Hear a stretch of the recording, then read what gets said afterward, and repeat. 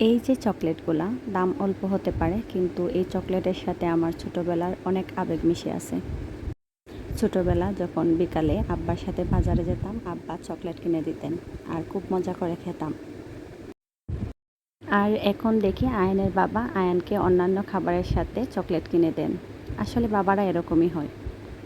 দোয়া করি পৃথিবীর সব বাবা মা ভালো থাকুক।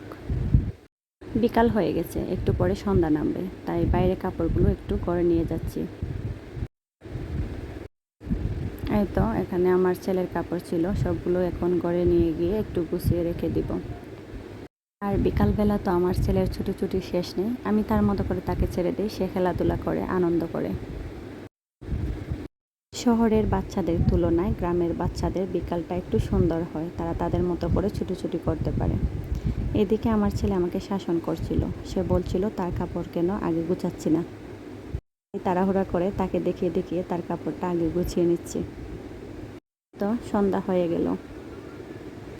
সন্ধ্যার পর বাবা ছেলে গেল বাজারে একটু ঘুরতে। আর আসার সময় এই ঠান্ডা দইগুলো নিয়ে আসছে। এই গরমের মধ্যে ঠান্ডা দইটা খেতে ভালোই লাগছে।